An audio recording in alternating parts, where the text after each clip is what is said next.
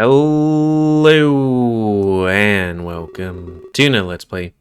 Me, GamerWolfSix, of Major Minor. Before we start, if you're interested in playing this game, it's on Steam for free. And since this is the second time playing this for the true ending, we're gonna, let you guys read all the stuff that we haven't read before. And if you wanted to hear me read it, go on earlier videos. But I'm going to be reading the new stuff, and maybe the ending sequence, when we're inside the ship. For the last Let's Play, I think that Nagi and Nami went to the tavern and killed Fidget because reasons, and burned down the building. And we talked to Velasquez, who basically gave us the whole spiel about the Federation, and Nami and Nagi, and the stuff afterwards, and me, and yada yada yada. Then Nami came in and killed Velasquez, but not before Velasquez killed her, and put all the energy into the sword, and I picked it up, and Nagi was like, so, Dad's a piece of shit. How would you follow me? Actually, yeah, that's fine. And I'll tell you my side of the story kind of thing. Because we were slaves. For the Federation and all that stuff. And we were being transported to ship. And now these guys are being like, boy, being murdered sucks. But hey, at least we're alive. Too bad the one tavern on the entire billion-person planet burned down.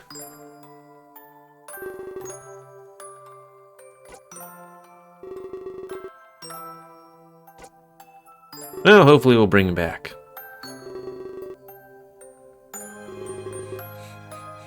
Exodus has the ability to fix all of this.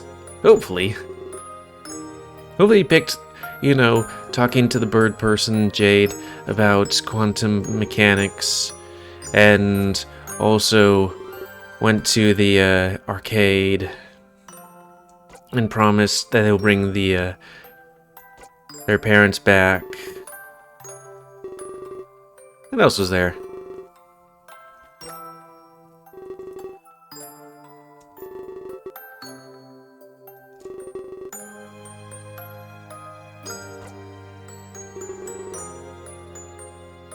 Oh, tell Keel and Rook that we'll bring the other person back. Talk with Chalk and Rocker. Forgive Ryo. Tell Numi that we'll keep him safe. Stuff like that.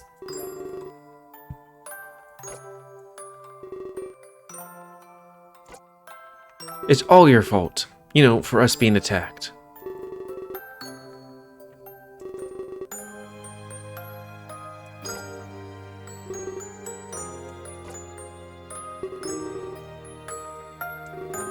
Well, hopefully we can bring him back. We got 21 true ending flags, and we just need 10. Hyena. Time to go in for the long haul. When I open my eyes, I'm confused by what I see. There's also a weird sensation in the back of my mind. For some reason, I think I see Rightly and PB, but in front of me is actually a rusty hangar bay. I shake my head and attempt to gain clarity. After a few moments, I notice Nagi approaching me. Were Rightly and PB in some sort of danger? If that was the case, I'm sure Nagi would know. I'm sorry for the mess, Exodus. This room doesn't get much use. I promise the rest of the ship is clean. The rest of the ship? What does that mean? This is my home, the Terminus. A flagship vessel built by the Federation. Seized with force by my own hand. But please, follow me, Exodus. This room doesn't befit our conversation. It's merely an organic landing pad. Organic landing pad? Yes, it was able to transfer living beings, even if they are nowhere near the ship. As you can see, we don't get much company. He laughs, clearly a jab at the dilapidated room. I understand, though. It's like getting beamed up. He must have transferred us from Terra's surface. I think you'll find this place beautiful. First impressions can be a damning thing. You must have thought I was ugly at first. Without even saying so, he starts to leave the room. I have no choice but to follow him with hesitation. I grip my new sword, ready to use it at any time. But when we exit, I see that it truly is beautiful. Good thing Rocker is here with us. He'll be my backup man. Everything is pristine. It's glossy white. Several computer monitors display incomprehensible data. This technology is so advanced, it can barely grasp it. The Federation must be eons ahead of Earth and Terra. I stare in awe as I walk towards Nagy. He's walking fast, and I don't want to get lost. I don't have to run to catch up, as his stride is much longer. I'm taking him to the bridge. I thought it would be more fitting. No doubt you have lots of questions.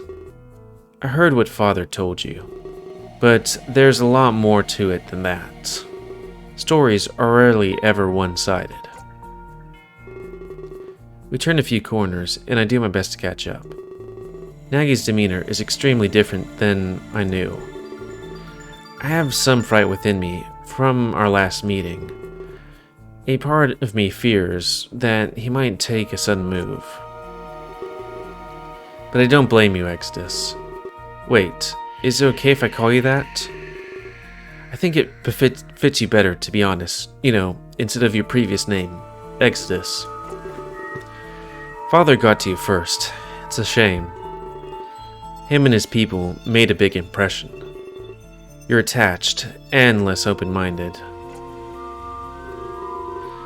I have flashbacks to the first time I visited Terra. Riley got to Keela, and Millian Conrad got to me. At that time, we sided with the opposite parties. Opposite? Even though I even thought about this correlation in my mind. But it couldn't be as simple as that. It implies that there's no good and evil at play. Nagy attacked the Federation, he admitted this. And to top it all off, he tried to kill me. I have a reason for everything I've done. You sat through Father's story, Exodus. I hope you can do the same for mine. We're almost at the bridge. It won't be much longer now. We can end this without violence. We turn a few more corners, and I see a large door. It's likely the entrance to the bridge of a ship. The ship. Nagy keeps walking, and it opens upon his approach. I quickly enter after him, hoping it doesn't close. I knew one thing for sure. This is where it ended.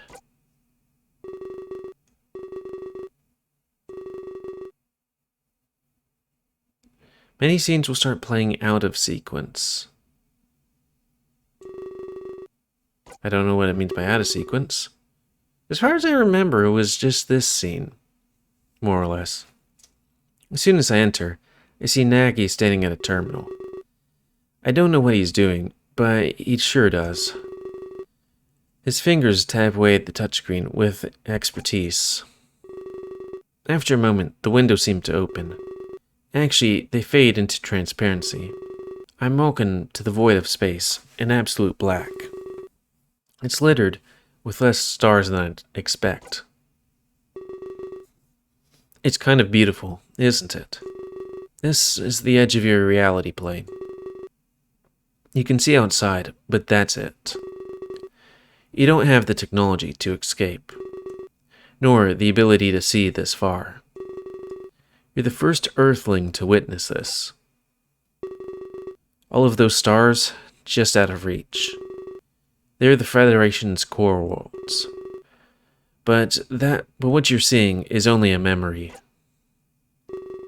They're so far away, it isn't accurate. That light is millions of years old. We've long since destroyed those worlds. So did they destroy the stars as well? Because, you know, stars.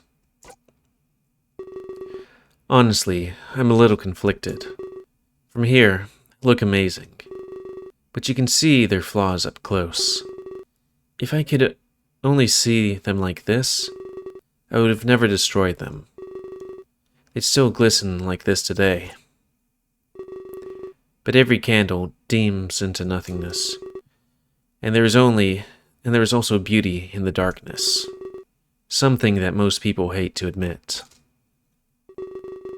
He rests his hand against the window and snickers. I guess he's overtaken by nostalgia at this sight. What the universe looked like before his onslaught. Then, a moment later, he turns to me and smiles.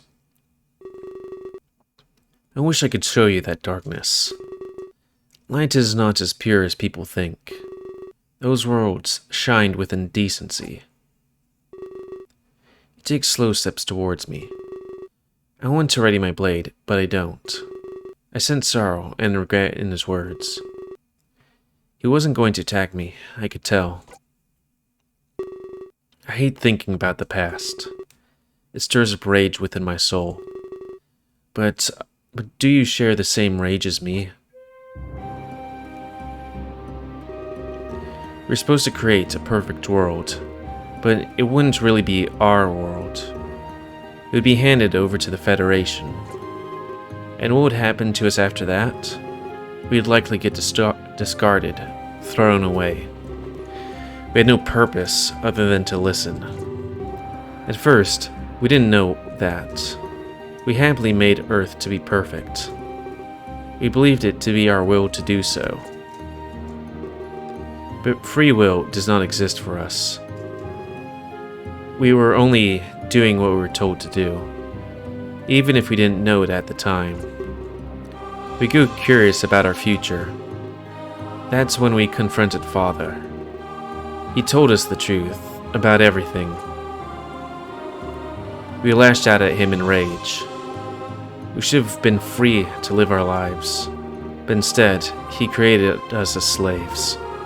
He didn't deserve to live in peace. That's why we performed our ritual. We cursed the earth with all manner of flaws.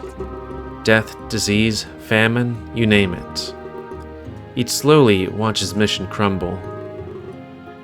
His scepter would always be out of reach. Scepter? I don't know what that is. So maybe they made the Earth perfect without death, and the universe did have death, but then, I don't know. Nami and myself were able to break free. But we promised that one day we would return. We'd kill him when his will was broken. That's when we embarked on our mission. We'd find the leader of the Federation, and we'd kill them, breaking all shackles. They'd never be able to do this again. Condemn worlds to their servitude. The reality planes would have been free. The coral worlds were the first thing we saw. They were in worse shape than we thought, much more pathetic than Father let on. We touched down on one as soon as we could, but we were instantly greeted with violence. It was unfortunate, but we fought back. That's when we found out the truth. Our weapons were plagued as well, likely from the same ritual on Earth. As we killed them, we grew stronger. We could convert life into raw energy. Suddenly, our goal became more realistic.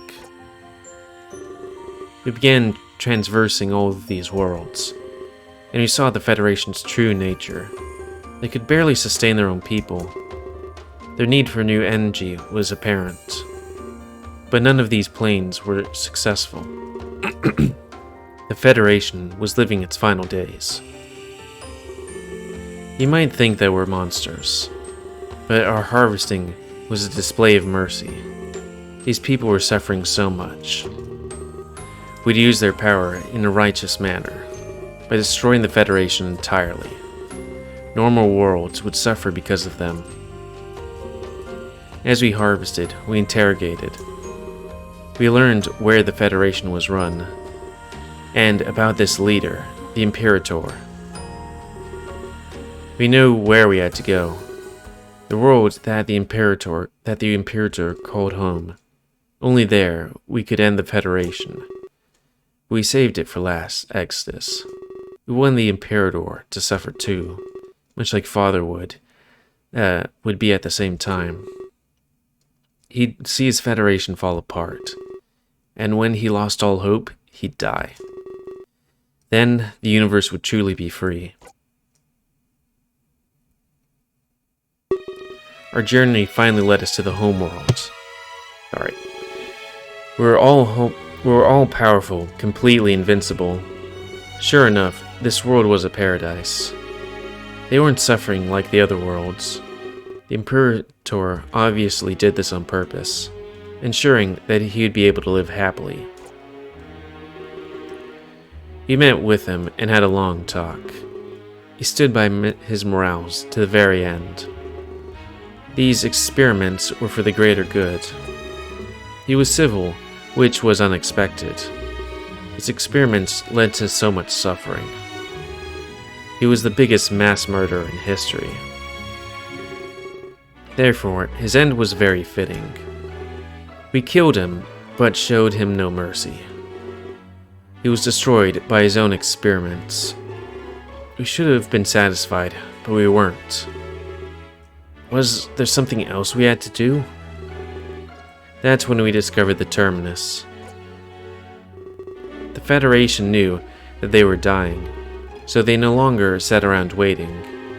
They built a ship capable of reality travel. They wanted to visit their reality planes, rather than waiting for them to break free. We seized the ship without hesitation. That's when we realized what to do next. The Imperator was not the true creator. Something or someone made the Imperator. The Federation didn't spawn from nothing. This entire universe was likely created. But what would hold such power? We need to continue our harvest. But now we could visit the reality planes. We were no longer limited to the core worlds. The power we could gather was infinite, but we need every bit of it. We'd be breaking out of the universe. Reality planes were nothing to us anymore, and the Federation was insignificant. There was an even greater target out there. So we did what we've been doing forever. We started harvesting the reality planes. Our power grew with each successful harvest. That's when Terra piqued our interest. There seemed to be a massive power present. And not only that, it was rapidly growing. The temptation to harvest Terra was huge. We decided to save it for last as well. We'd let the power grow as long as we could. And grow it did, Exodus. Nami and I harvested the universe. But somehow, your power rivaled that. It would definitely be enough to break free. That's when we decided to come to Terra. Nami was driven by her lust to kill Father. And who was I to get in her way? She had a desire that was truly her own. She wasn't acting under any influence. So I let her do it, even if she died. Her final act would be her own choice. There's nothing more beautiful than that. I promised I would achieve our goal. That's why we destroyed the tavern. There was no need for it anymore.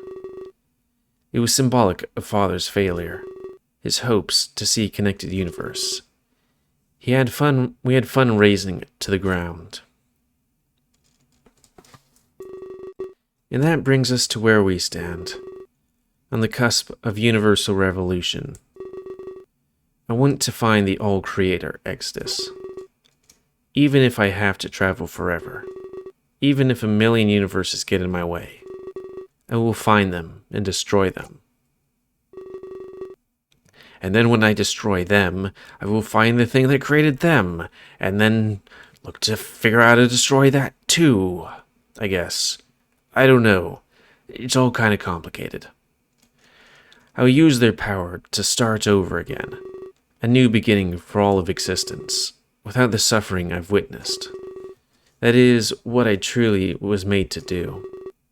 I wasn't meant to make a perfect world. I was meant to make universes of perfection. And you can help me Exodus. Your power is vast and infinite, but apparently not infinite enough for to not have the true ending last time. That's another thing entirely. You don't need to follow Father's orders. His dream is less than ideal.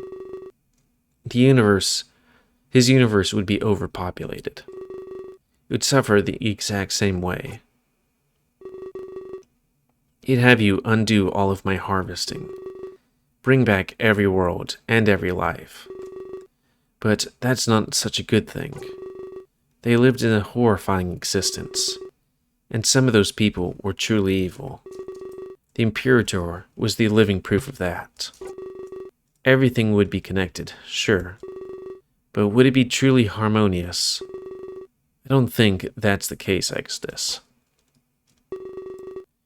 There are worse people than me out there. Father would give them free reign. All in the name of a connected universe. That's why we destroyed the tavern. There's another way to handle this. Something that works for us both. Lend me your energy, Exodus. I'll use it to leave this universe. It'll close off Earth and Terra. Whatever I do won't affect you. Those worlds live just as they have, but it will destroy the Ark completely. The worlds will be independent. There will be no more give and take.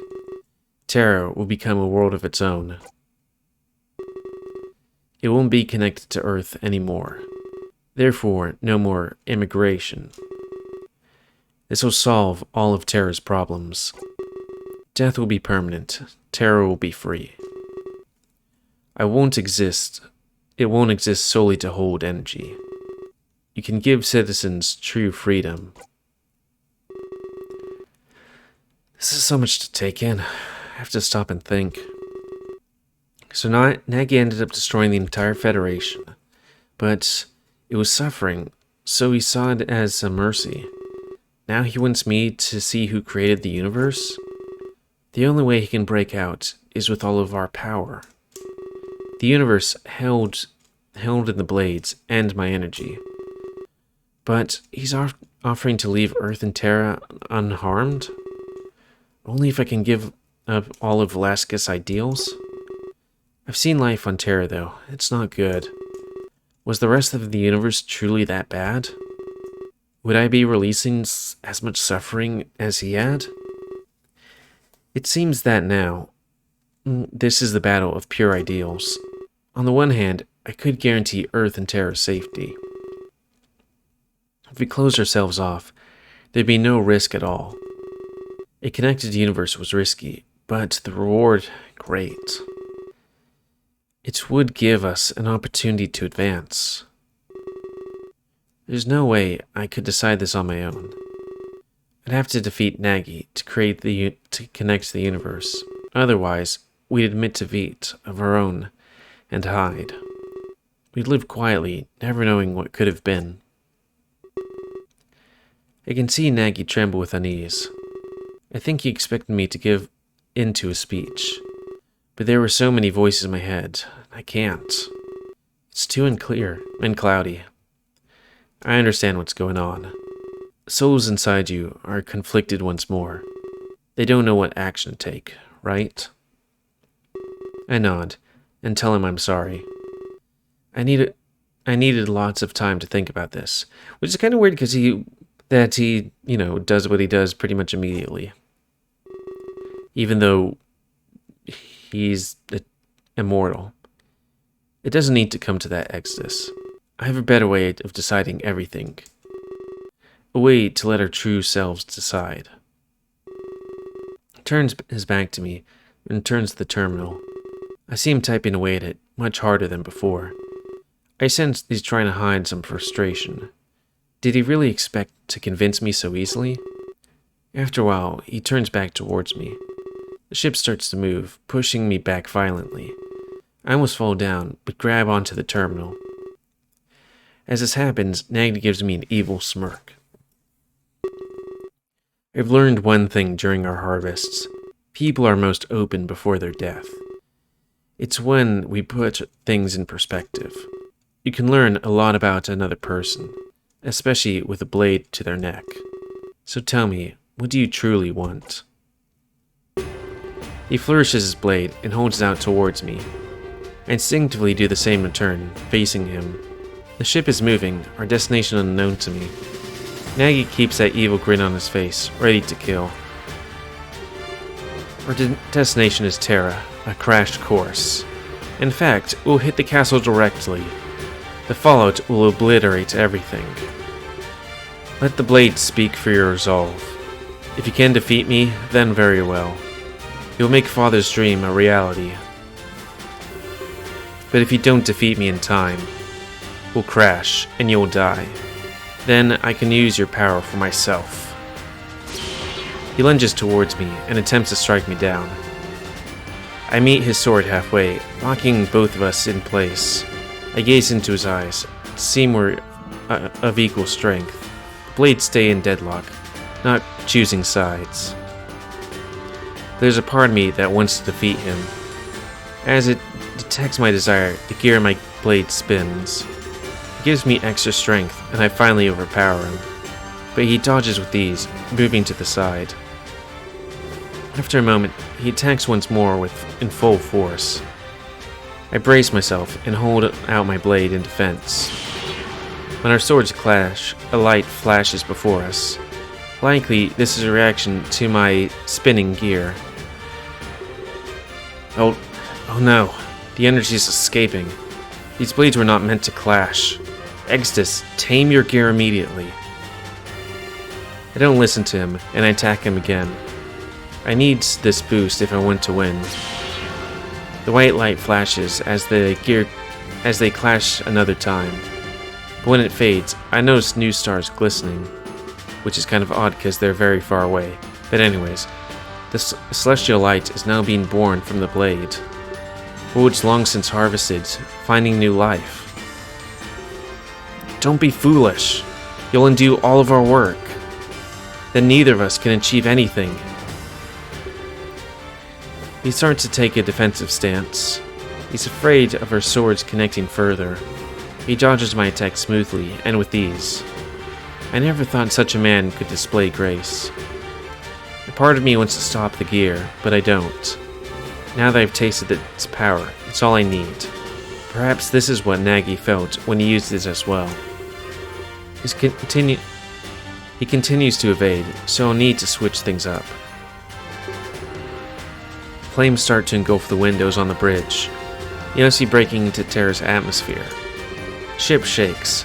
I could use this turbulence. Perhaps I'll be able to throw him off guard. Only a few minutes left to Exodus. I can dodge whatever you throw at me.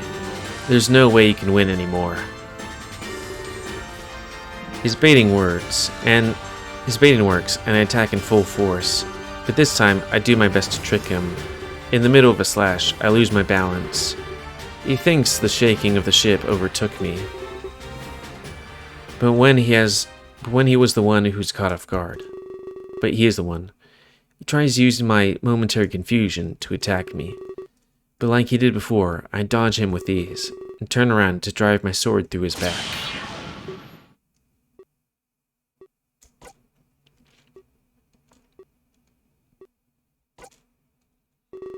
He lets out a grunt and falls to his knees.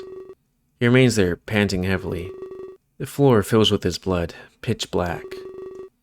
He bows his head down, as if admitting defeat. I take a few steps back, my blade left inside of him. The puddle of blood on the floor grows in size. I watch in awe, expecting him to pass out. Congratulations, Exodus. You've done it. You've proven how stupid you truly are. He laughs as he rises to his feet. It was all an act. He reaches behind himself and pulls out the blade, somehow. Now he has both swords, and he wasn't even hurt. For a moment, I regret underestimating him. We aren't so quick to hurt, Exodus. We are both born from world stones. I'm surprised you thought it was over. But now I hold both blades. Infinite power courses through my veins. There's no way you can hope to win this. He walks towards me, and I retreat in fright. But eventually, my back hits a wall. This is exactly like the ballroom instant. I look around in panic, trying to find my way out. No one can save you now. In fact, why should I even wait? I can unleash your power right now. A few more steps and he's right in front of me. Right now. Yeah, I'm trying to do something. I know there's no use in trying to run. I tried the same thing back when Edmillion died. But this time, I wouldn't get sent back by Rio. I often wondered if there was an afterlife. On the off chance that there is, give Father my regards when you see him. And with that, he plunges both blades inside of me. I scream as I'm pinned to the wall of the terminus. My vision falters, and I look at out the bridge window. Terrain surface grows bigger with each second. That's the world that wanted your help. You could have saved them, you know. I gave you the perfectly valid option, but instead, you chose to fight me. You chose a battle that you knew you'd lose, and they will all suffer for it. Look at those beautiful forests, Exodus. It's the last time you'll ever see them, or any Terran, for that matter.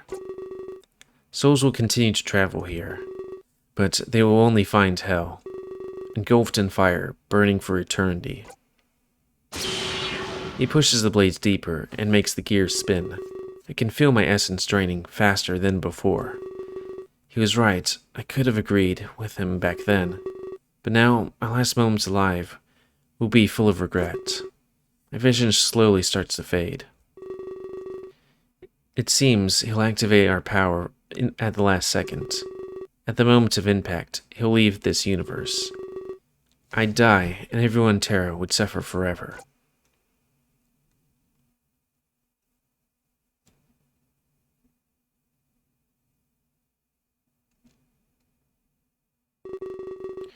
But just like the ballroom, it wasn't over yet. However, instead of fear, these events bring hope. Not so fast, Nagy. He quickly turns to address the intruder. He's caught off guard, as they've never met. But it's good to see a familiar face after this. And a part of me knows exactly what will happen next. Acheron, do it now. While Nagy's confused, Ryo makes his move. He dashes towards me and pulls out one of the swords. Then, he returns to the center of the bridge, smirking. He points the blade at Nagy, completely determined. So, we finally meet. Alaska's creations, together at last. He sure screwed up the first time round. You're the other one, then? You foiled my plans at the ballroom. Brother, do you have a death wish? Nagy turns to me and tries to take the second blade, but before he can get to me, he stopped. Going somewhere? Acheron quickly removes the other blades. I fall to the ground in a puddle of my own blood. But they have both swords, free to kill Nagy. They stand there, pointing both towards him. You two, explain yourselves. I demand you to tell me what's going on. Like you did with all the others you've killed? Don't make me laugh. You don't deserve it. Today, we erase the scourge from the universe. Rayo lunges forward, stabbing Nagi straight through. The larger man stumbles back, groaning in pain. Acheron, let's end this. Destroy the cause of so much suffering, and give a brighter future for everyone. Couldn't have said it better myself.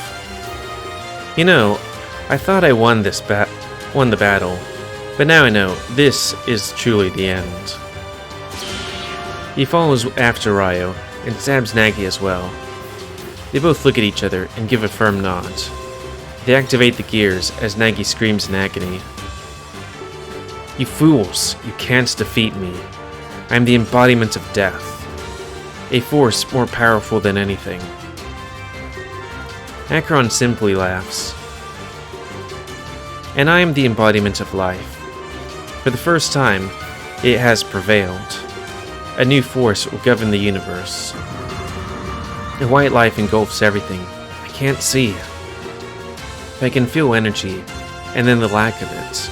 Almost as if Nagi is now part of their blades. Had they truly defeated the man who created Earth? I bring myself to my feet, and my knees tremble. I call it to Rayo and Acheron, hoping that they're alive. Perhaps their energy was put into the blades as well.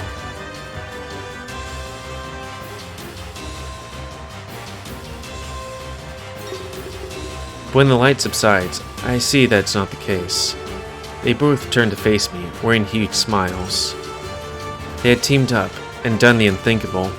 They destroyed Nagi and ended his twisted journey. It's not over yet, Exodus. It's time to unleash your power. Acheron, just like we practiced. They turn and point their blades toward me, but I sense no hostility within them. It was truly time to bring this to an end, and live out my purpose that I was created for. I will do this for everyone's freedom.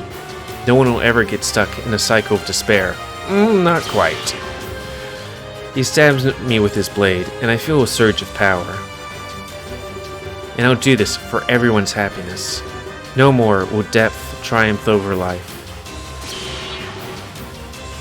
Acheron follows suit, plunging his swords within me. Here, with the ability to change history, we will bring about a hopeful future. Exodus, we believe in you. They push the blades in deeper, but it doesn't hurt. Instead, I feel power like I've never felt before. It was time to change history, make things better. I looked deep inside, finding out how much power I had.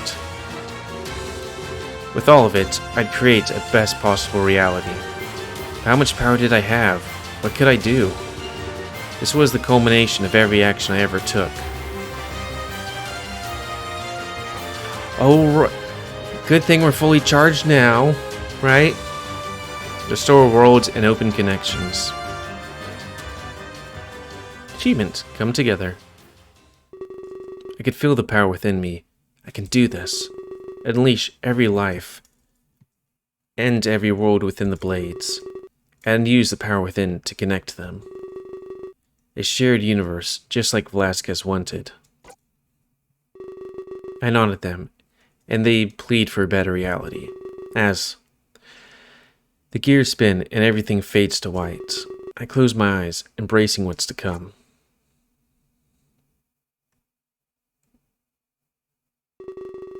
I knew that my journey had finally come to an end, and I also knew that I'd never open my eyes again. Bugger.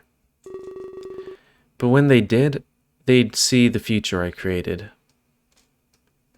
I knew that I'd never open my eyes again, but when they did... Okay. A future built on the foundation of loss and suffering.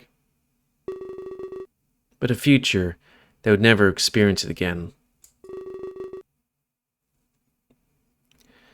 For I was able to return those who perished. By my hands, all of the suffering would be undone. And the galactic community would reunite and prosper. Or unite. Epilogue. Feel just a wee bit emotional. Does that mean Velasquez comes back? With the rewriting of history, Terra was different. Rewriting? Rather than being isolated, it was part of a community. Reality planes no longer existed, and everyone was free. But this brought in a host of new dangers as well. Hey, you're alive. You want to travel to the fringe worlds? I'm sorry, I think I may have misheard. You know how dangerous they are, Ed Hey, he's alive. Of course I do, Velasquez. But threats must be taken seriously. We've been tipped off a potential attack. I can't just stand by and watch this. It could injure galactic stability. You know, as a medieval assassin that didn't really assassinate many people, really. Surely I can request a short leave. Nobody remembered what Terra was like before the change. Really? Nabi and Nagy were wiped from the annuals of history. So wait, then so too would the child of Exodus be forgotten. For death in a suspension meant losing more than life. Velasquez assembled a small task force he could rely on. It helped protect Terra's standing in the galaxy.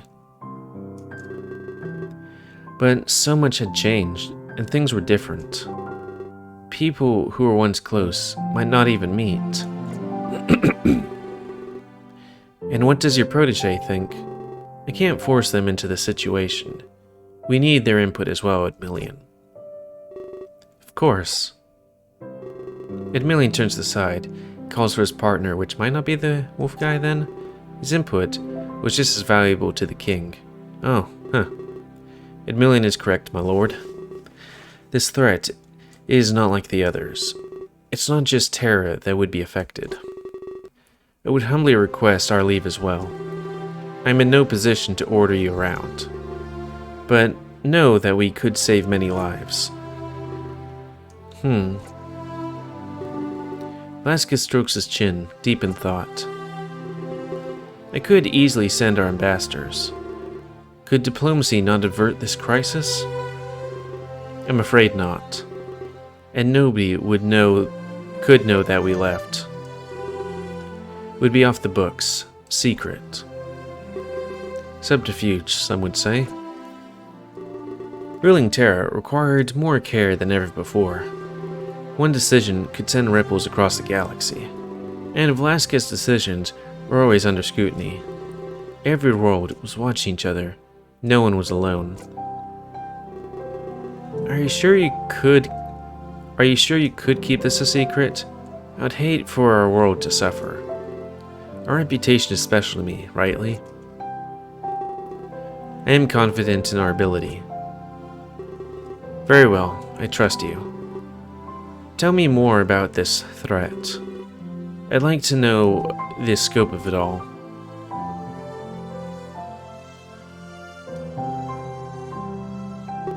Velasquez and his task force focus on galactic issues. His ambassadors, however, handle things much smaller. They represent Terra in the Galactic Senate. Issues such as trade and immigration were of their concern. They want to send us more refugees? Have we not already taken all we can? I don't know if I agreed to this choice. But the people of Albia Prime need help. Their crisis is our opportunity, Dusk. This is where we can afford to barter. What do we need from them? Besides, won't we come off as greedy? Of course not. It's our decision. We'd be far from the first world to do it, and their local export sells for a lot. Do you think a tithe would be acceptable? That's exactly what I was going for.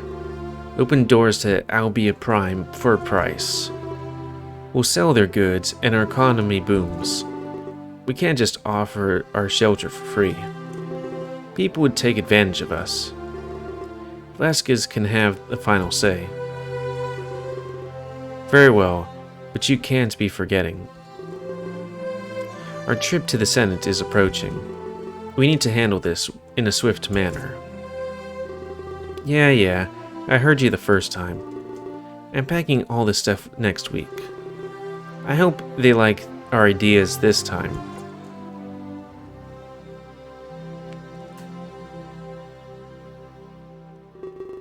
Every year, Galactic Senate would gather together. They'd share ideas and votes on the Betterment for All. Really? Betterment for All? Meeting on the core worlds, they held deliberations. But it wasn't just the larger things that needed ruling. Every town on Terra had an elected governor. They were given enough power to rule on their own. This was so Velasquez and his team could relax. Managing their galactic standing was more than enough. Hey, I'm still here. A motion to decrease the price of produce? I wasn't sure they were overcharging. What do you think we should do? Hey, you're alive, but for some reason still in rags. Can somebody get this guy, like, better clothes? It might not be expensive to you, Father, but not everybody has the same standards. There are people who struggle on Terra. I would lower it, but not by too much. We don't want to sell ourselves short. Should we use other towns as a guide? That's a great idea, my son. I wish I bought you better clothes. Would you be willing to take that trip? We'd be able to price more competitively. I'd love to do that, actually. I'd get to visit Kalen in his home. I haven't seen him in a very long time. Very well, then it's decided. But there's no need to leave just yet. We have quite a few motions to look over.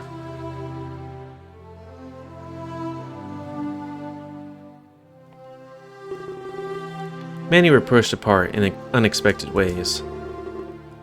But thanks to change, many were also brought together. However, they'd never know that things had changed. To them, their lives had always been this peaceful.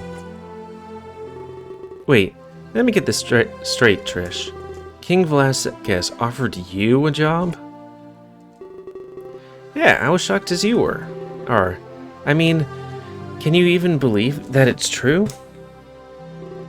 Well, no. But probably for different reasons. Are you going to accept his offer? Of course. This is the best thing that's ever happened. It's a lot of reading. Give me a break. I will definitely get to protect my art. Perfect. I'll make sure to advertise your tavern. Wait, I guess you became an artist or something. And the other one. Oh, there's no need for that. I don't want you breaking any rules. We can handle things on our own. I guess you're right.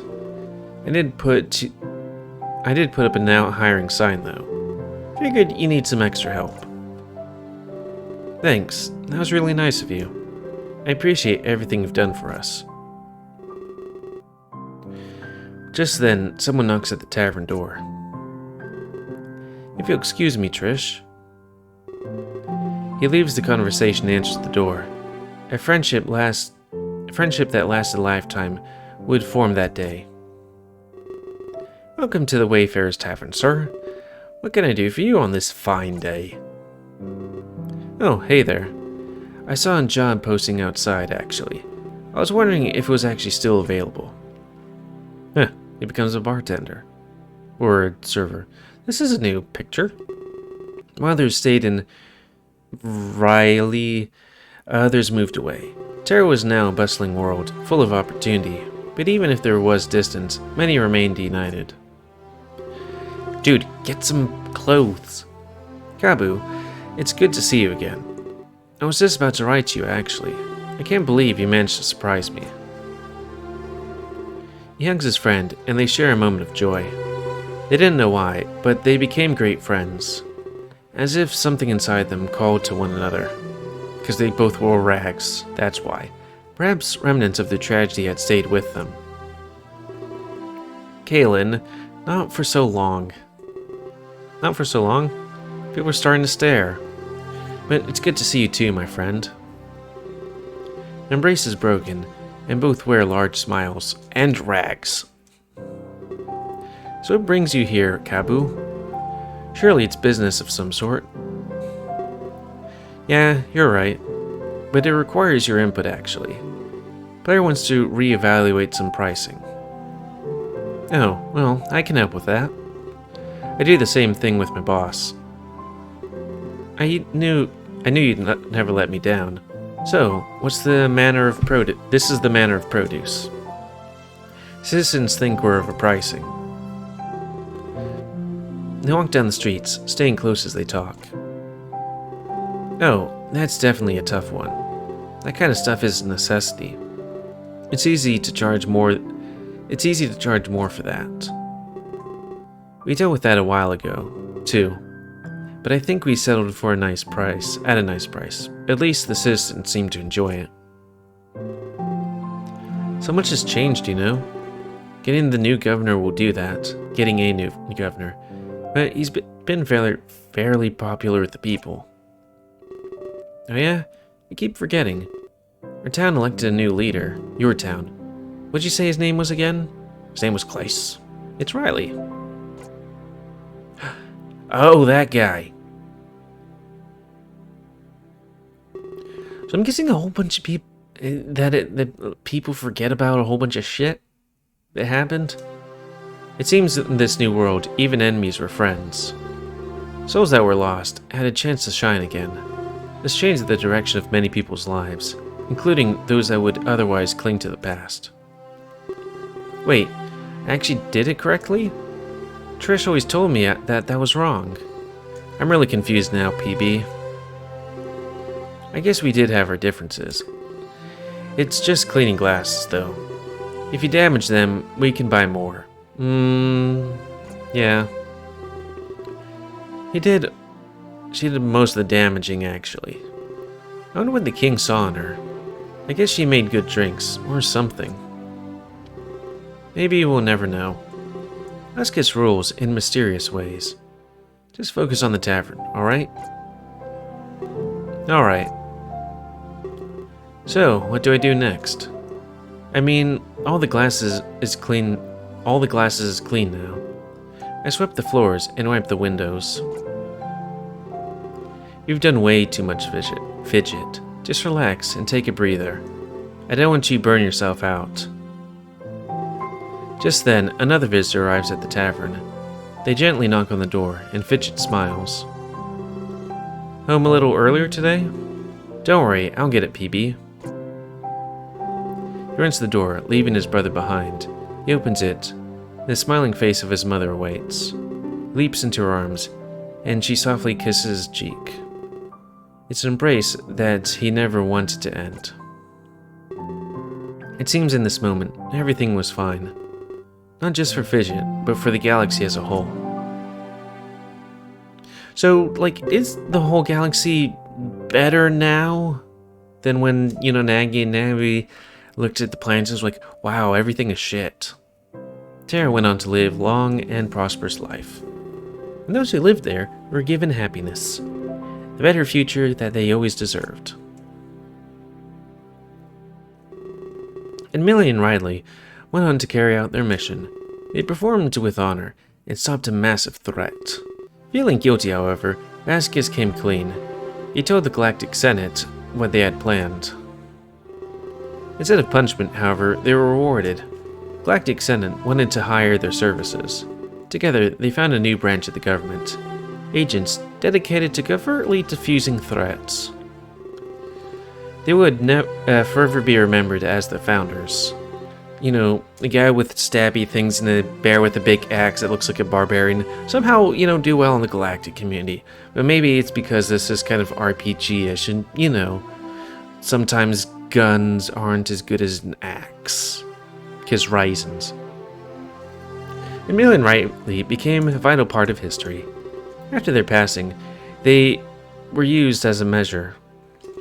Everyone aimed to be as much good as in the galaxy, do as much good in the galaxy as them. Everyone? Dusk and Sam continued to serve as Terra's ambassadors. Their time was devoted to I'm just thinking about endings like this and Winds of Change, sorry. Enhancing the quality of life. Terra's standing in the galactic community was high. Happiness and peace were commonplace on this world. Eventually, Nasa served the core worlds. Over time, they came to rule the Galactic Senate. Wow. It was their job to rule over the annual deliberations. Henceforth, their ideas were never discarded again. Blair and Kabu continued to govern the town of Rilo. It became known for its peaceful and affordable life. But as time passed, old age took the life of Blair, and his son ran in the election and secured leadership. He never stopped wearing rags, though. He maintained the town his father worked to create, but in the end, he was able to make it even better. Rilo became home for more upper-class citizens, a far cry from its more humble beginnings in poverty. Conrad was hired and began working in the tavern. Right. He served out his days as a loyal denizen of Ryle. He lived a small, happy life of complete peace. He never experienced the danger of battle again. PB2 lived a quiet life of happiness. Ran the tavern with Conrad. They made a fortune. As Ryle rose in rank, so too did their revenue. Eventually, it became the most luxurious bar in Terra. Trish served Velasquez for the rest of her days. Over time, with practice, she perfected her art. She was responsible for lots of tourism to the castle. Everybody wanted a taste of her beautiful concoctions. Concoctions? Okay. And to them, the castle gates remained forever open. Galen served with Riley for many years to come, well, much like Blair, old age got the better of him. You know, so people, I guess, still age. Running for office, Galen succeeded as boss. Him and his best friend had both become governors. They promptly united both of their towns as one. In the future, it would be known as New Rael. Together, they led their home to prosperity, and they were remembered for many years to come. Fidget remained under the tutelage of his mother. She was considered one of the brightest minds of Terra. However, this time, the Exodus project never happened. She was not claimed, and they lived together in joy. She was responsible for many technological advances. You know, like, I don't know, the steam engine, like on this planet. And that as they got older, she taught her son many ways. Her ways. She did pass away, but Fidget was able to let go. He went on to continue her work and aid the galaxy. Velasquez doesn't age, so, you know, it was a harsh truth that nobody could live forever. This even rang true for the immortal King Velasquez. He was remembered as Terra's greatest leader, taught in every school for generations to come. In that case, maybe he was immortal. The Annuals of Time never forget such men. Terra went on to experience an eternal peace. They lived forever in harmony with the galaxy.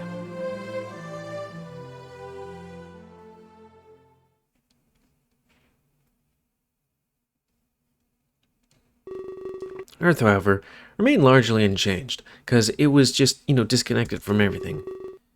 It was introverted, concerned with its own matters. It would be a while before they entered the community. Life still changed, all for the better. I don't know, if there was a connection with the rest of the universe, how introverted would we be or something, if the universe was mostly peaceful? With the sacrifice of Exodus, tragedies were averted. This left things free to proceed as they meant to. Hype escalated as the launch of Klace's tour arrived.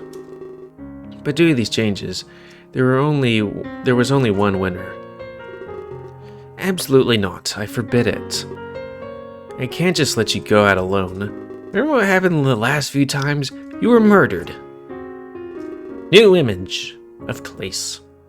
But Singe, I really want to. It's not like I'm gonna be asphyxiated. I should be there to greet him personally. Especially after all the pop star I drank. You'll have plenty of time to meet him. But it'll have to be later on. Also, look at his beans. Rook and Jade will be picking him up. And I'm sorry, but that's final. You know how the press can get, Klace. I don't want you in the spotlight just yet. Klace slumps down his chair, sad at his news. In his mind, he should greet the contest winner. After all, this entire thing was his idea. Fine. But you should let them take the limo. At least do that for me, alright? Otherwise, it will be boring for him. I don't think you heard me properly. We should avoid undue attention. We'll save it all for the tour launch. Please, just let him take the limo. Imagine if you won such a huge contest. You'd be a letdown if you got anything else. You're the one who said this was great PR. Don't you want them... Do you want to seem cheap to everybody? Then, by all means, send a tiny car. Singe groans, resting his face in his hands. Fine, I'll give them the limo, but I'm not doing this happily. At least, let the record show that. Yeah, but you don't do anything happily. So this is just typical Singe, right? He's got you there. An awkward silence ensues before they start laughing. But seriously, let's focus here. You should probably tell Anumi what's up. He loves hanging out in the limo, right? Yeah, I'll do that. He'll be so happy to go along. Who's the contest winner again? Keela. His name is Keela. But not the other Keela. The Keela that actually is Keela. As many things changed, some new bonds were forged. Wounds of the past would never heal again. Wounds of the past would never again be reopened. They worked with fervent effort as the tour approached, and even the most dedicated workers deserve some rest. So, I guess this is it, huh? A vacation? Our last day to relax and unwind. Tomorrow the tour starts in force. So let me guess, you're getting married? Yeah, you said it, Jade. I wish we had more time to relax. Things are going to get pretty busy. It won't be that bad in the end. Traveling the world is fun in prospect. And you know, we get to do it together. He smiles at Jade, and she smiles back. So why did you pick this place? You need to know I hate water. You're up to something, aren't you? No way, I'm offended. When would I have ulterior motives? I'm a man of pure heart and spirit. With an impeccable sense of humor, too. Come on, Rook, spill the beans. I want beans. Give them. Give seed. Rook walks to the railing and looks in the water. He waves Jade over. She joins him in observing. Again, I hate water. I can think of something that hates it more. Something that's no longer needed either. Oh yeah? What's that? Rook smiles and walks over to the opposite railing. With a running start, he throws the tablet in the water. It hits far away, and they can hear its impact loudly. That's garbage. Trash. Rook, what'd you do that for? He turns around and embraces Jade with a smile. She's caught off guard and starts giggling. A blush appears on her face at the sudden advance. 'Cause I have everything I need right here. They share a kiss, alone on the quiet dock. Their only witness, a slowly setting sun. It brings with it the end of a special day, and the beginning of something even more special. I didn't think that they were a thing before. You know? No, history was changed. Many things stayed the same. It rang true with the guitar shock and rocker. They were relaxing backstage while dusting off awards and living with the hope that they might get more. So, are you ready for the big show? I've been practicing over time now. Lots of critics to impress this time. Yeah, I suppose I'm ready, but I don't care about the critics. They take the fun out of everything. I play because it's my passion shock. I don't do it to get evaluated. To me, the music brings happiness. Are you calling me vain or something? I play to impress the entire world. Not everybody is as talented as we are. Of course not. You're not vain. Some people like that kind of validation. I'm just saying, I just like staying in the shadows, like a Batman, Wolfman, and I'm grateful to have this chance. Cracks open a pop star and starts chugging. He swallows it, woo, and lets out a refreshing sigh. Oh, I'm sorry. Do you like one? Would you like one? No thanks. I quit a while back now. Ah, that's good.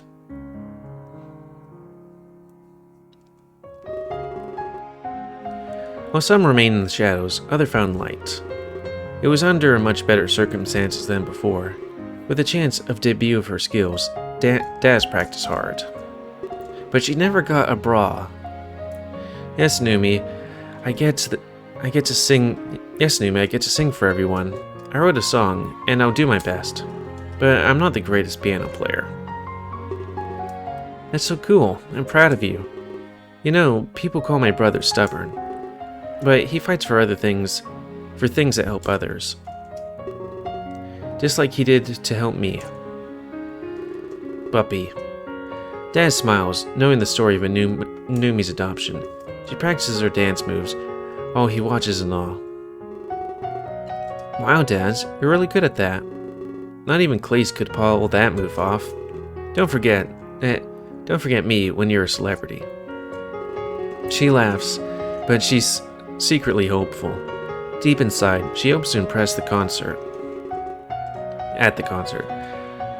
Her piece is somber, showing off her potential, composed of memories deep inside her heart. I don't think I'll ever forget you, Anumi. You're a buppy.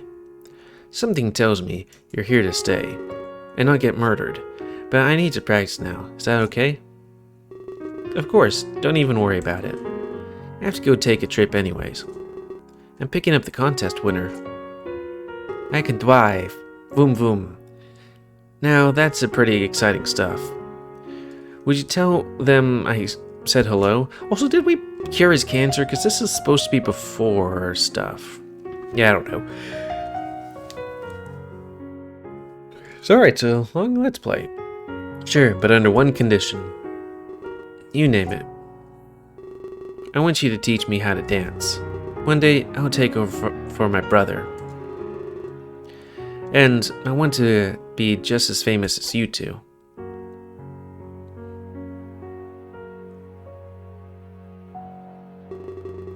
The future of many were headed for uncertain directions. However, some were left to embrace their destiny. Arriving in Tokyo, they wanted to protect everyone, but they knew not what grand fate awaited them. Fukimoto here live from Tokyo. Breaking news, folks. A new visitor. The CEO of Armstrong Incorporated. I thank you so much for giving us your time. Was it going to be the sister? But, the sister died? The viewers will have lots of questions, especially about the nature of your visit. Unfortunately, it's a secret. Also, I'm a Time Lord. You understand what my business is like. But nobody should fear for their safety. So I'm trying to do a newspaper guy accent. Words of wisdom, if I've ever heard them. Tell us, Acheron, what's your situation? You were thrust into leadership so fast. Do you have anything to say about that? The viewers wonder about your inheritance. What's that and the disappearance of your family? Well, that doesn't sound good. He pushes the microphone towards Akron's face. Akron pulls back, clearly feeling violated. No comment, I'm afraid. There's too much speculation. I'm just focusing on performing admirably. As mysterious as ever, I see. Yeah. Very well. I certainly trust you. Armstrong has done so much good. And now I'm a 60s gangster. Or a 20s gangster. America is so much safer in your hands. Oh, jeez. Having to save America? Man. And soon, maybe Japan will be too. We'll wait more of your formal announcement. More formal announcement. Anchor nods and smiles, happy to be backed off. He wasn't about to reveal the reason why he was in Tokyo. It was something he'd announce at a later date. However, he knew Japan would love what he had to say. I also have questions about what he has to say. The debut of the world tour came closer and closer, and on the best day of his life, Keela arrived. But this time around, he was more than a new man. Reading its contents gave him a large sense of hope. Are you sure you don't need any help? Please tell me. It's no trouble at all. I'd hate for you to hurt yourself, Keela. Yeah, I guess it doesn't really matter to make a new sprite since it's a twin. Oh no, please don't worry. I've been through much worse. Trust me, this is the best I've felt in years. He coughs, placing a hand over his mouth. So he still has cancer. We didn't cure his cancer. Well, hopefully this tour makes his cancer uncancery. Here's with him, the device that assists his breathing. Had things been any other way, Keela would be bedridden. But winning this contest meant the world to him. You really should have brought a guardian. Didn't you have a twin brother? I'm really worried for your safety, Keela. Please don't call me Rook. And yeah, I do have a brother, who's even prepared to come for me. I know I'm really sick, but it's okay. I'll make sure not to cause any trouble. It'll be the best year of my whole life. Rook smiles as he leads Keela to the exit. He had an ever-watchful eye on his sickly friend. He guaranteed both his safety and his fun. Deep down inside, this feels familiar to him. Well then, are you ready for some fun? Klace even fought to get you a limo. We'll be going on tour in style, Keela. Wow, that's fantastic. He really did that for me? Can't wait to thank him in person. He coughs some more at his overexcitement, but he knew he wouldn't be sick for much longer. Well, that's good. He knew he wouldn't be sick for much longer, though that could also be a bad thing. Not with all of this hope and all of this support. He would play a vital role in his speedy recovery. Wow, so he survives on hope. I mean, okay, sure. But that's going to be awkward when he's probably going to be like, hey, let's go to a maid cafe. And he's like, oh crap, I'm going to go to a maid cafe and my waifu Jade is going to be there. With everything lined up, it was finally time. Klace stood backstage, trembling in fear. Dazz joined him, scared of her big debut. Shock and Rocker, however, enjoyed it in the shadows. What if they don't like me? I put my heart and soul into this song. I'd be crushed if they didn't applaud. Look at my beans! Oh man, I feel the same way. I had some nightmares last night too. After that, the song, they were just silent. That's horrible. Just play up the crowd, Dazz. Tell them how good they are. Say you'll love all of them. Do I say Tokyo is the best city ever? Only if you want to be cliché. But I guess we're no stranger to those. It's old-fashioned, but it works. You're singing a slower song, right? Ask them to take out their lighters. Or cell phones. Probably not lighters in case there's fabrics about. It's great to unite the audience. Yeah, it is a slower song. I hope I don't ruin your energy. I wouldn't worry about it, Dazz. I'm retiring after this tour anyway. Really? I'm gonna be making visual novels. This is your chance to prove yourself. Retiring? Oh, you must be hearing things. I didn't say anything of the sort. Anyway, I think they'll call us out soon. I'm so nervous. So wait, what the fuck was that? Klace places his hand on Dazz's shoulder. He recalls when he was in her exact situation, but in the end, everything worked out. They'd laughed at this anxiety when it's over. Listen, Dazz, everything will be fine. I've heard your voice. It's beautiful. Let's go sing our hearts out.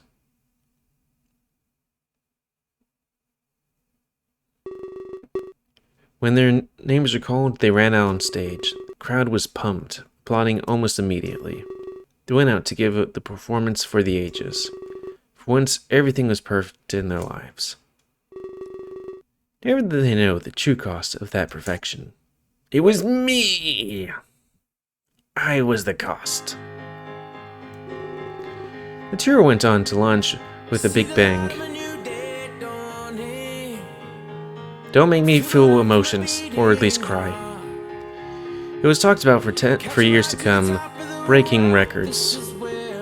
But true to his word, Klace retired when this was over. However, he still remained in the industry he loved. He continued to work with Dazz as she performed, while teaching his brother Numi how to sing. With Dazz's singing lessons, he continued to succeed. It's good to be alive and not murdered. Singe went on to manage idols for the rest of his days. After Klace, it was Dazz, and it never ended. He was devoted to the business well into his old age. However, one day, old age got the better of him. He left behind a legacy in the entertainment industry. He never be directly remembered for any of it. To the world, he was the man behind the curtain. But he loved the peace, and he was fine with that. Shock and Rocker would always remain in the back. When Klace retired, they started their own careers. Wouldn't always stay in the back. Their popularity would even surpass some pop idols. Until they retired, they were always top the charts. Dazz lived up to the bargain, teaching Buppy how to dance. When Klace retired, Buppy was already well trained. It only seemed natural that he'd follow his brother. Become a pop idol, he also toured the world. After Singe's passing, he needed to make a change.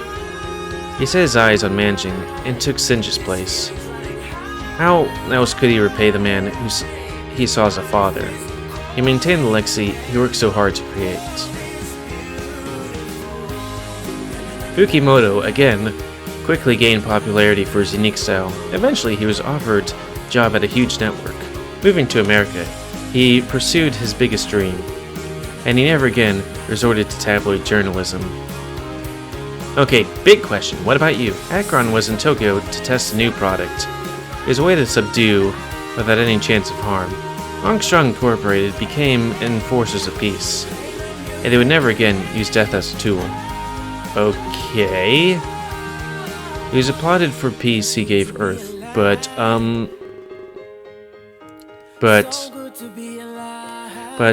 as most do, he set his sights even higher.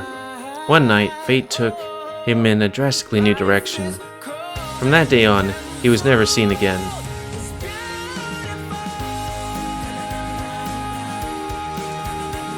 Okay, questions.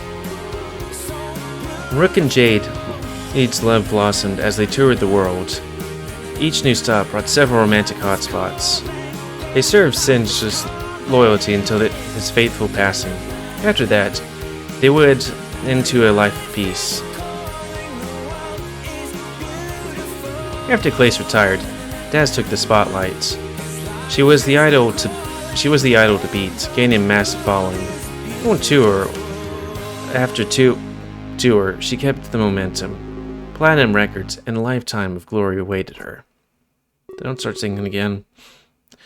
Damn it! But she knew that this was mostly thanks to Klace. His decision to step down actually raised her up. She'd forever be thankful for what he had done, and they remained friends for the rest of their lives. Kayla's hope was renewed, and he was happy as ever. After the tour ended, he remained friends with everyone. He beat his illness and lived a long, happy life. Him and his brother, Eddie, were henceforth irreseparable. They founded several charity organizations together. Somehow. With money? Yeah. No one ever would have to suffer like Keela did. At least, that was their goal in life. And over time, they helped so many find so many cures. Earth would remain isolated for a long time to come. They didn't have the technology to join the galaxy. Wait. They didn't have the technology to join the galaxy? I would know from the galaxy, but to join the galaxy, Earth seemed a lot more advanced than Terra. But this never stopped him from living happily. For the rest of its existence, Earth was peaceful.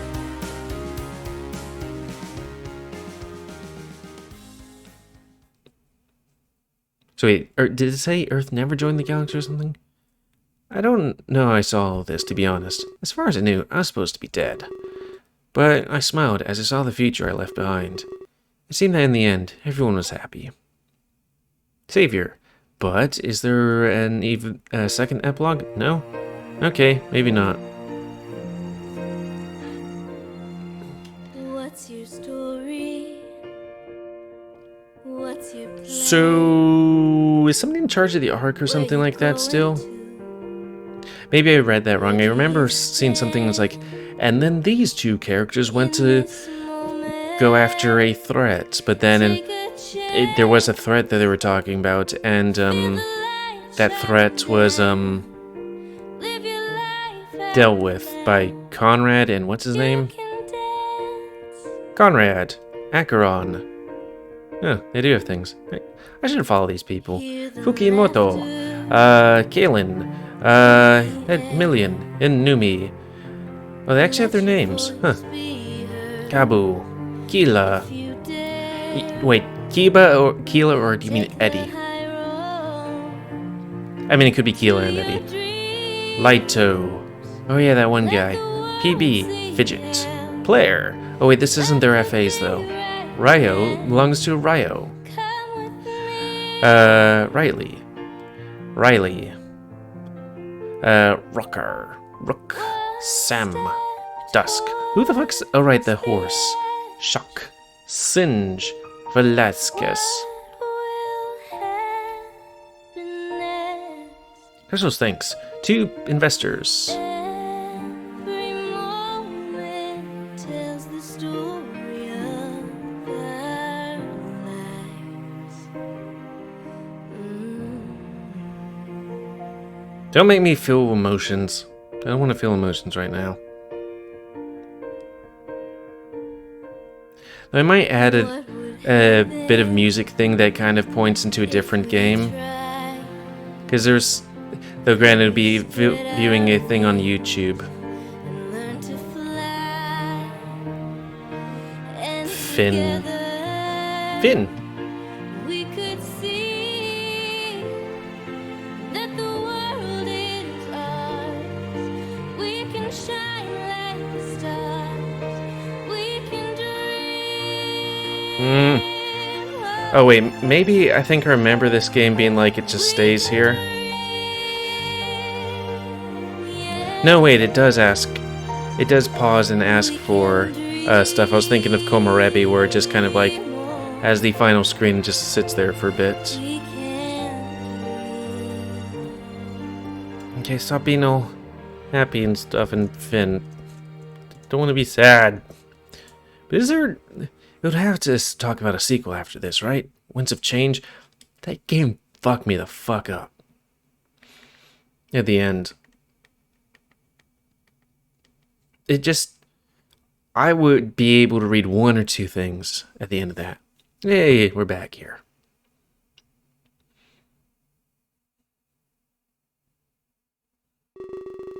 I tremble. My entire body is overwhelmed in sensation. I have no idea what just happened, or where I am. I pant heavily and take in my surroundings. In the terminus, I wasn't on a crash course, but wasn't I on a crash course? Hey there, Exodus. I'm glad to see you're awake. When he blacked out, I feared the worst.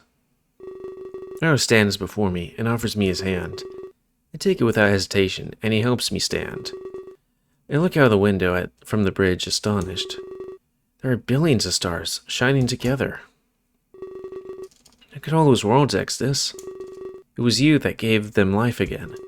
Connected to live in a harmony forever, hopefully. He smiles as we walk towards the window. I press my hand against it, looking at what I did. I changed reality, united the entire galaxy. But for some reason, I saw the future of everything. The future? Yes, I expected as much. Your sight has been twisted. No longer limited to 2 worlds. You can view the entire galaxy, both its current and future state. But weren't we kind of looking at the past, in a way? Just think of what we're capable of. Maybe we should go and get everybody. It would be good to have some company. And honestly, I grew fond of them all. I'm not sure how to respond to that. I mean, we did go through a lot together, but the future I witnessed was so happy. If I change things up, it could cause a tragedy. Besides, I'm not sure if they would remember me. So much has changed. I wasn't on any of their minds. If we went to recruit them, they'd call us insane. Rather than acknowledging my fear, he gives me a gift. The 2 blades merged into one. But it looks different, don't you think? Like, the source of the power has changed. Also, it looks like it's from a different game, in a way. It's the sword I held earlier, but purified. Instead of black and red, it's colored differently, and now wears ornate white and a beautiful gold. I feel like it could be the source of good in the galaxy. We have lots of exploring to do, and we can continue changing history. It would be nice to do it with friends. So tell me, what should we do? Should we get the group back together, or should we leave things as they are? Think long and hard before I answer Rilo. It seems I held the future of everyone in my hands, and it was time for me to decide what happened next. Oh, bugger! And there wasn't a save file. Yeah, let's just leave it as is, I guess. Right? Right? Well then, I trust your judgment. But Exodus, we have lots to talk about. Luckily, I know where we can waste time. Soon, I will feel an all too familiar sensation. I embrace it, filled with the joy that I survived, and filled with wonder at the galaxy's potential.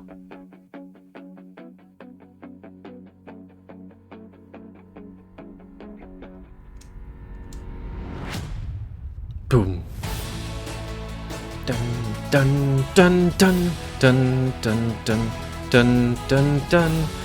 I'll have to check out what the other one is. Though granted, it'd be having me holding the E button down and waiting for, like, music to change. Princes of the Universe.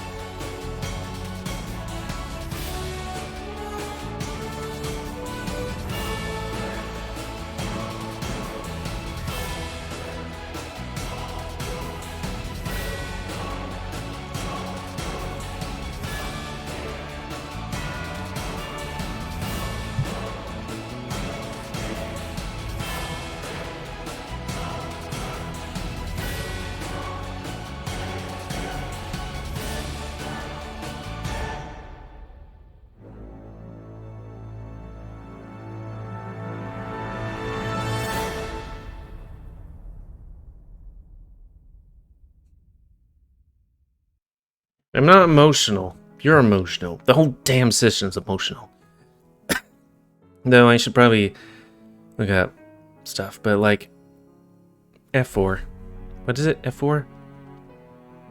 If you haven't checked out this other game, I will eventually be able to be emotionally stable enough to retry it. It's on here, right? Yeah. Winds of Change, a game that I got to the end of with tears in my eyes and snot in my nose. This is the sequel to the previous game, as you know, swords and stuff, and